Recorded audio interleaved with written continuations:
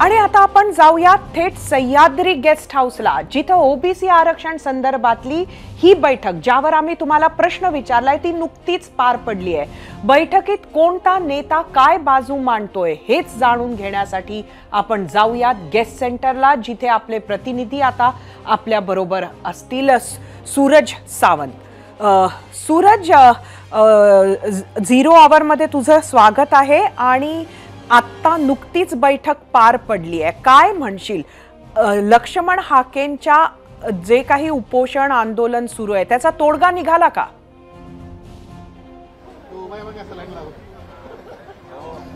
नक्कीच आपण पाहतोय की सह्याद्रीवरती हाच हाय व्होल्टेज ड्रामा हा सुरू होता। आता सरकारकडनं जे मंत्री या ठिकाणी शिष्टमंडळ उपस्थित होतं त्या मंत्र्यांवरती प्रामुख्याने जबाबदारी असणार आहे, ती म्हणजे उद्या लक्ष्मण हाकेंची भेट घेऊन त्यांची समजूत काढून त्यांचं उपोषण मागे घेण्यासंदर्भातली यामध्ये जे काही सूचना देण्यात आल्या होत्या त्यामध्ये प्रामुख्याने होती ती म्हणजे ओबीसी संदर्भात एक उपसमिती स्थापन करण्यासंदर्भात, त्याला देखील आता शासनाने मान्यता दिलेली आहे। मराठ्यांच्या जी उपसमिती आहे त्यांना जी व्यवस्था दिली जाते त्याचप्रमाणे व्यवस्था ही उपसमितीला म्हणजे ओबीसी उपसमितीला ही देखील दिली जाणार आहे। त्याचबरोबर जो निधी ज्या पद्धतीने मराठ्यांच्या ज्या संस्थांना मिळतो त्याच पद्धतीने निधी हा इकडे ओबीसीच्या ज्या संस्था आहेत त्यांना देखील मिळण्यात यावा, यावरती देखील एकमत झालेलं आहे। सर्वात महत्त्वाची माहिती ही देखील समोर आली ती म्हणजे उद्या ओबीसी जी समिती स्थापन केली जाणार आहे त्याचा प्रामुख्याने अहवाल आणि त्याला देखील तोच दर्जा दिला जावा जो मराठा उपसमितीला मिळालेला आहे। त्यामुळे हे 3 निर्णय हे महत्त्वाचे झालेले आहेत। त्याचबरोबर या संपूर्ण बैठकीत जर आपण पाहिलं तर भुजबळांनी एकूणच आक्रमक रूप हे पाहायला मिळालं होतं, ते म्हणजे बांटी आयोगाचा जो अहवाल आहे हा अमान्य आहे आणि त्यामुळेच जात निहाय जनगणना ही सरकारने केली पाहिजे। त्याचबरोबर सगळे सोयरींची जी सूचना आहे त्या हरकती या संदर्भात देखील सरकारने श्वेतपत्रिका काढणं हे देखील गरज आहे। आणि सर्वात महत्त्वाचं म्हणजे सर्वपक्षीय नेत्यांची बैठक घ्या आणि त्यानंतरच निर्णय घ्या।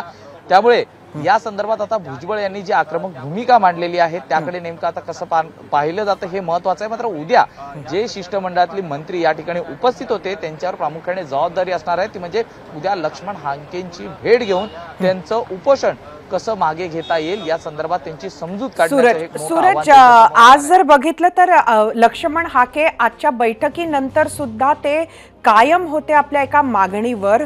त्यांचं म्हणणं आहे आश्वासनं ही लेखी हवीत। लेखी आश्वासनं मिळणार आहेत का? उद्या जे मंत्रिमंडळ जाणार आहे, जे मंत्री जाणार आहेत,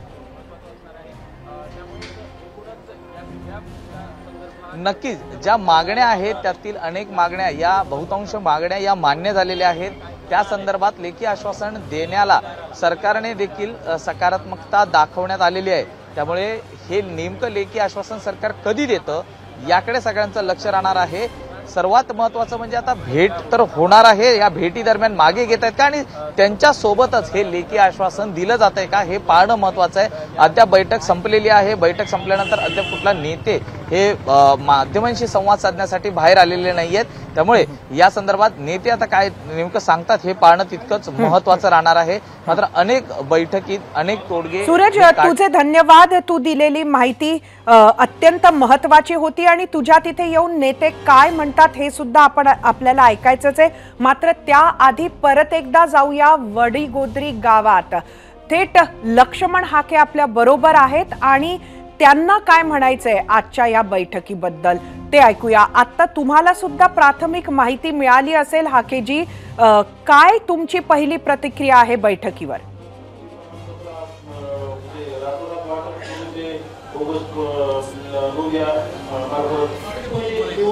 हॅलो, तुम्हाला सुद्धा मला येतोय, आम्हाला येतोय।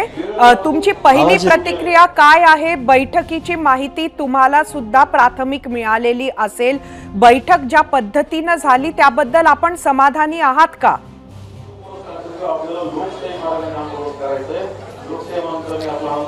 बैठक झाली, आमच्या शिष्टमंडळाकडून वेगवेगळ्या नेत्यांकडून भूमिका मांडली गेली, चर्चा पण झाली चांगली। परंतु कुठलंही लेखी आश्वासन आपल्याला मिळालेलं नाही, ही मला प्राथमिक माहिती मिळालेली आहे. मग उद्या लेखी आश्वासन घेऊन काही मंत्री आपल्याला भेटायला येणार आहेत का?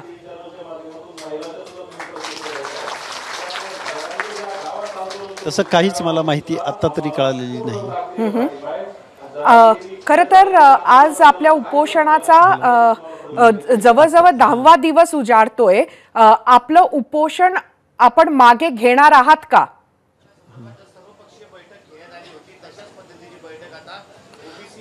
माझी तरी सध्या आमची तरी तशी सध्या आम्ही शासनाचं जोपर्यंत आम्हाला आश्वासक असं उत्तर मिळत नाही तोपर्यंत आम्ही हे आंदोलन मागं घेणार नाही. तरीही आम्ही उद्या आमची संयोजन समितीची बैठक उद्या घेत आहोत. लक्ष्मणजी, आपल्याला काय नक्की माहिती मिळाली? बैठकीच्या आत काय झालं असं आपल्याला सांगण्यात आलंय?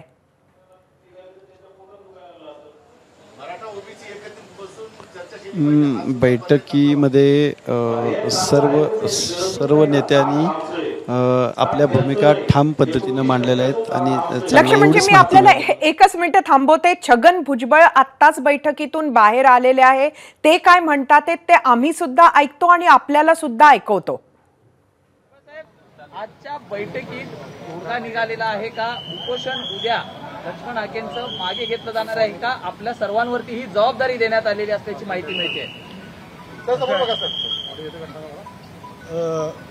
वडीगोद्रीला लक्ष्मण हाके आणि नवनाथ वाघमारे हे दोघेजण 9 दिवस झालेले आहेत उपोषण करत आहेत. आणि त्यांच्याचबरोबर मंगेश ससाणे हे पुण्याला उपोषणाला बसलेले आहेत. त्यांनी ते उपोषण सोडावं म्हणून मुख्यमंत्री महोदयांनी 3-4 मंत्री महोदयांना त्यांच्याकडे पाठवलं होतं आणि चर्चेला येण्याचं आमंत्रण दिलं होतं. त्यानुसार आज मुख्यमंत्री, दोन्ही उपमुख्यमंत्री, मी स्वतः, अतुल सावे साहेब, गिरीश महाजन, उदय सामंतजी, धनंजय मुंडे, पंकजाताई मुंडे, प्रकाश शेंडगे, पडळकर, गोपीचंदराव पडळकर आमदार, आणखीन कोण असे जे सगळी जी मंडळी आहे आणि विशेषतः वडीगोद्री, जालन्यावरून आलेली कार्यकर्ते आणि पुण्याहून आलेले कार्यकर्ते आणि काही संस्था ओबीसीच्या काम करणारे, ते आम्ही सगळे तिथे हजर होतो. खूप चर्चा झाली आणि या चर्चेमध्ये शेवटी असं ठरलं, त्यांनी काही थोडक्यात ते सांगितलं मुख्यमंत्र्यांनी की खोटी सर्टिफिकेट कुणालाही दिली जाणार नाही. ते कुणबी दाखले असे असतील खोटे, आम्ही तपासू. देणे, तो खोटी सर्टिफिकेट घेणे आणि देणे हे दोघे पण गुन्हेगार असणार. त्याप्रमाणे कारवाई होईल. सर्व मराठा समाजाला सरसकट ओबीसी ही मागणी मान्य करता येणारच नाही. ती कायद्यात सुद्धा अजिबात बसणार नाही. कुणावरही आम्ही अन्याय होऊ देणार नाही. अनेक वेळेला काही लोक जे आहेत वेगवेगळे दाखले काढून वेगवेगळ्या ठिकाणचे जे आहेत फायदे घ्यायला पाहतात. म्हणजे ओबीसीतून, EWS-मधून, आणखी ACBC मधून, हे असे वेगवेगळ्या याच्यातून करत असतात. तर हे सगळे जे दाखले जे आहेत वैयक्तिकरित्या आधार कार्डाला जोडण्याचं सुद्धा काम करण्याचा चांगली कल्पना आलेली आहे. तिचा आम्ही स्वीकार करू, जेणेकरून जो कोणी मनुष्य असेल, जी कोणी व्यक्ती असेल, ती एकाच योजनेचा फायदा घेऊ शकेल आणि योग्य योजनेचा फायदा घेऊ शकेल, सरकारला फसवलं जाणार नाही. मंत्रिमंडळामध्ये जशी मराठा समाजाचे प्रश्न सोडवण्यासाठी मंत्र्यांची समिती आहे, तशी ओबीसी भटक्या विमुक्त समाजाच्या समस्या सोडवण्यासाठी समिती निर्माण करण्यात येईल. सगळे सोयीच्या बाबतीमध्ये बराच मोठा उहापोह झाला.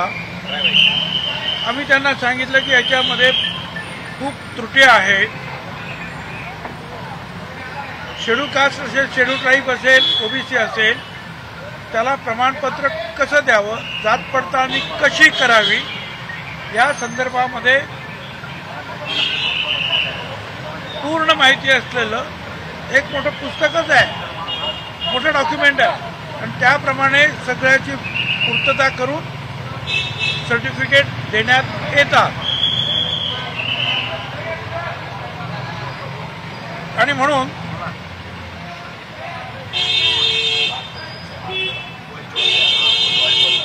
तर हे जे आहे सगळे सोयरेचे, आम्ही म्हटलं मग गरज काय, जर एक डॉक्युमेंट आपल्याकडे आहेच जे आज 20-25 वर्ष चालू आहे, त्याला कोणी चॅलेंज केलेलं नाही, तर मग दुसरं असं एक सगळे सोयरे वेगळं करण्याची आवश्यकता नाही.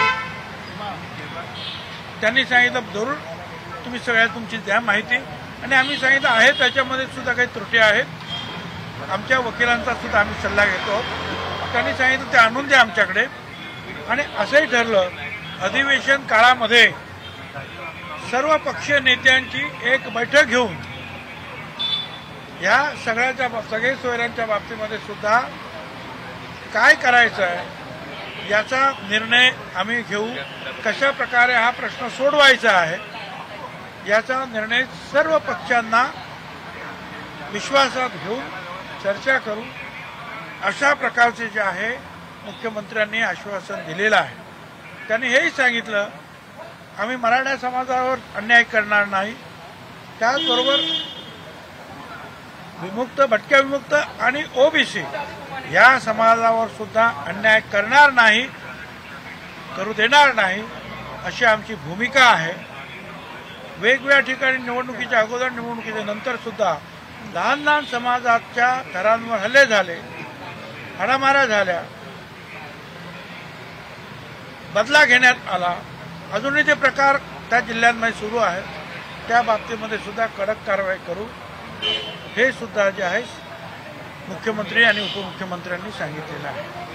आता ही सगळी माहिती जी आहे तुमच्याद्वारे तर तिकडे जाईल, पण काही मंत्री जे आहेत आम्ही उद्या पुण्याला पण आणि त्यांना वडीगोद्रीला जाऊन या सगळ्या गोष्टी समजावून सांगणार आणि त्यांना विनंती करणार की आमची सगळ्यांची विनंती आहे की तुम्ही आता इथे उपोषण समाप्त करावं, 2-4 दिवस आणखीन तुम्ही थोडंसं आराम करावा आणि त्यानंतर लवकरच इथे जी सर्वपक्षीय मिटिंग होणार आहे या सगळ्यांच्या संदर्भात त्याच्यामध्ये सुद्धा तुम्हाला भाग घेता येईल. अशा प्रकारे आपण सगळी तयारी करूया. शिष्टमंडळ पुन्हा एकदा जालन्याला शिष्टमंडळ पुन्हा जालन्याला जाणार आहात, मात्र हे घेऊन जात असताना लेखी घेऊन जाणार आहे का? आणि त्यांची जी मागणी आहे की मुख्यमंत्र्यांनी स्वतः यावं किंवा मुख्यमंत्री त्यांच्याशी स्वतः भेटायला जाणार आहेत. आम्ही मंत्रिमंडळ जे आहे जर 7-8 मंत्री आहोत ते जाणार आहे. आम्ही जे आता बोलू त्याच्यावर त्यांचा विश्वास बसेल, कारण मी तिथे आहे, त्याच्यामुळे काळजी करू नका. भुजबळ साहब हिंदी में बताइए, आज आपकी त्याला बैठक प्रश्नाचं उत्तर दिलं तुम्हाला. छगन भुजबळ बोलतो आहे मी ओबीसीचा लीडर आहे काय, आणि मी ज्या वेळेला निरोप घेऊन जातो आहे त्यावेळेला माझे ते लोक जे आहेत, माझे लोक आहेत ते विश्वास ठेवते. भुजबळ साहब हिंदी में बताइए, आज आपकी बैठक हुई, कई घंटे चली, काय म्हणायचं काय लावाला वेळ आणखी काय नाही. किन मुद्दों पर चर्चा हुई और बैठक के अंत में क्या निकल कर आया? नहीं, ये जो है उन्होंने उनको हम दरख्वास्त करेंगे. 7-8 मंत्री जो है कल जाएंगे.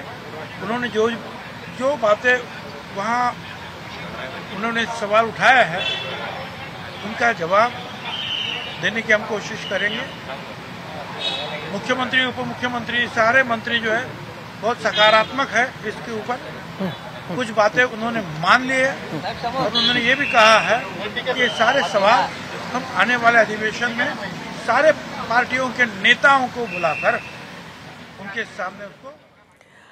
आपण आत्ताच ऐकलत की छगन भुजबळ हे नक्की काय म्हणालेत, बैठकीमध्ये काय झालं हे त्यांनी सांगितलं आणि उद्या ते स्वतः सुद्धा इतर मंत्र्यांबरोबर वडीगोद्री गावात जाणार आहेत हे सुद्धा त्यांनी सांगितलं। आपल्याबरोबर लक्ष्मण हाके आहेत। हाकेजी, आपण सुद्धा ऐकलत की आता काय म्हणाले छगन भुजबळ। एकंदरीत ते सुद्धा उद्या येणार आहेत आणि आपल्याला रिक्वेस्ट करणार आहेत की आपण आपलं उपोषण सोडावं। काय जे जे त्यांनी सांगितलं ते ऐकल्यावर आपली आता काय प्रतिक्रिया आहे?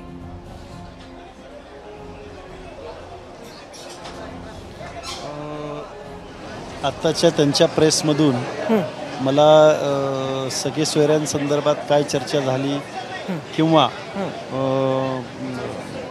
जात प्रमाणपत्र हे पॅन आधारला लिंक करावं, ही योजना चांगली आहे असं त्यांच्याकडून मला उत्तर मिळालं। या माझ्या 2-3 मागण्यांवरती तर सकारात्मक चर्चा झाल्याचं यावरून दिसतं। पण माझी तिसरी जी मागणी आहे, ज्या खोट्या नोंदीद्वारे जे कुणबी सर्टिफिकेट इश्यू केलं जाते त्याच्यावरती आम्ही ओबीसी बांधवांनी हजारो लाखो हरकती नोंद केलेल्या आहेत। त्या हरकतींचं झालं काय, त्याच्या बाबतीमध्ये शासनानं आम्हाला एक श्वेतपत्रिका किंवा काय केलं त्याच्यावरती या गोष्टी आम्हाला कळाव्यात असं वाटतं। म्हणजे उद्या आपण पहिले ती चर्चा करणार आणि मगच निर्णय घेणार असं म्हणायचं का? मगच निर्णय घेणार। आणि जे शिष्टमंडळ गेलं होतं हे मान्यवर मंडळींचं होतं, सर्वसमावेशक होतं। त्या लोकांनी सकारात्मकच चर्चा केली असेल अशी आशा आहे। परंतु ओबीसी बांधवांचं समाधानकारक जर उत्तर जर उद्या नाही मिळालं तर मग आंदोलन हे चालूच राहील। आपण आत्ताच हाकेजी आपण आमच्या बरोबर राहाच, मात्र दुसरीकडे आता आपल्या बरोबर आहेत मनोज जरांगे। मनोज जरांगे अगदी थोड्या वेळात आपल्या बरोबर असणार आहेत। ते आपल्याशी कनेक्ट होत असताना परत एकदा लक्ष्मण हाके यांच्याकडे जाऊया। हाकेजी, एक अजून महत्त्वाचा मुद्दा जो छगन भुजबळ यांनी मांडला आणि तो होता की खोट्या नोंदी झाल्या आहेत काही असं मान्य झाल्याचं दिसतंय शिष्टमंडळाच्या चर्चेमध्ये आणि त्याच्यावर कारवाई केली जाईल असं सुद्धा त्यांनी म्हटलंय। त्यामुळे आपल्या तिन्हीही ज्या मागण्या होत्या त्यावर चर्चा झाली आणि सकारात्मक चर्चा झाली असं आपल्याला वाटत नाही का?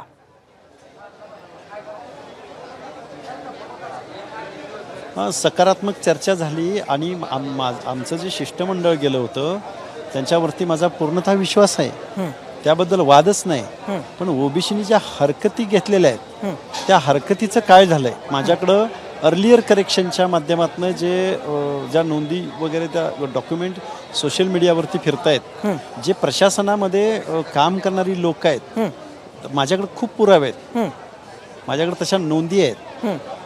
वेळ प्रसंगी मी त्या शासनालाही दाखवू शकतो। पेनाने खाडाखोड केलेल्या जुनी नोंद आणि आत्ताची पेनाने दिलेली नोंद, नक्कीच हेच आपलं जे म्हणणं आहे ते घेऊन मी मनोज जरांगे यांच्याकडे जाते। मनोज जी, आपलं स्वागत आहे एबीपी माझाच्या 0 आवर मध्ये। आपण सुद्धा ऐकलं असेल आत्ताच छगन भुजबळ हे ओबीसींच्या शिष्टमंडळाच्या बैठकीतून बाहेर आले। आपली काय पहिली प्रतिक्रिया आहे? आपण ऐकलं असेल आता त्यांनी काय सांगितलं ते। नाही मी नाही ऐकलं। माझी अगोदर बैठक सुरू होती, आता प्रेस सुरू आहे। मनोजजी, मी आपल्याला हा प्रश्न विचारते की एकंदरीत आज मुख्यमंत्र्यांनी असं सांगितलेलं आहे की सरसकट मराठ्यांना आरक्षण देणं शक्य होणार नाही, तसं शक्य नाही कायद्या अंतर्गत। मी ऐकतो आणि कळवतो ताई आपल्याला. कळवतो. सकट देणं शक्य नाही असं त्यांचं म्हणणं आहे. हां. नाही, मी ऐकतो आणि सगळं कळवतो ताई.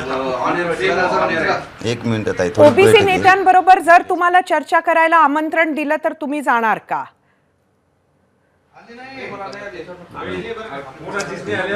ओबीसी नेत्यांना आमंत्रण दिलं तर तुम्ही जाणार आहे. ओबीसी नेत्यांनी तुम्हाला ओबीसी ऐकलंच नाही ताई नेत्यांबरोबर ते, आमंत्रण त्यामुळे मी तुम्हाला अगोदर चर्चेला दिलं तर तुम्ही जाणार का? नाही, आता ते कसं दिलंय, काय मुद्दा आहे, काय विषय आहे त्यांचा, हे मी काहीच मला डिटेलमधलं माहित नाही. मी मोगमच हो किंवा नाही कसं म्हणावं, डिटेल मिळालं मी थोडी डिटेल घेतो आणि तुमच्याशी पुन्हा बोलतो. मी काय नाही बोलायला नाही म्हणत नाही. बरं, धन्यवाद आपले.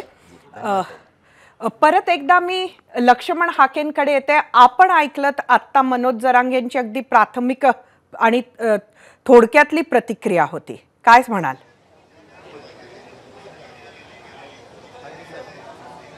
माझी तयारी आहे या महाराष्ट्रामधल्या या ओबीसी रिझर्वेशन संदर्भात प्रत्येक आघाडीवरती माझी, त्यांच्या जरांगे साहेबांची जरी तयारी नसली चर्चेची तरी त्यांचे सल्लागार असतील, लॉयर असतील, जज असतील किंवा अजून कोण मराठा समाजाचे नेते असतील त्यांनी माझ्याबरोबर म्हणजे आमच्याबरोबर चर्चेला यावं. कारण हा लोकशाही देश आहे. संवादातून खूप चांगला मार्ग निघू शकतो आणि हा फुले शाहू आंबेडकरांचा महाराष्ट्र, छत्रपती शिवरायांचा महाराष्ट्र खूप चांगल्या पद्धतीनं पुढे रन होऊ शकतो. फॅक्ट अँड फॅक्च्युअलवरती बोलायला काय हरकत आहे? संविधानिक तत्वावरती, कायद्यावरती बोलायला हरकत काय आहे? माझी तयारी आहे. माझी प्रत्येक आघाडीवर बोलायला तयारी आहे. नक्कीच उद्या सुद्धा आम्ही थांबलेलो असू. 10वा दिवस आहे आपल्या उपोषणाची. आपण तब्येतीची काळजी घ्या हे तर आम्ही तुम्हाला सांगतोच आहोत. मात्र उद्या काहीतरी तोडगा निघेल हा विश्वास आम्ही सुद्धा ठेवून आहोत. आपले खूप खूप धन्यवाद. एबीपी माझा, उघडा डोळे बघा नीट.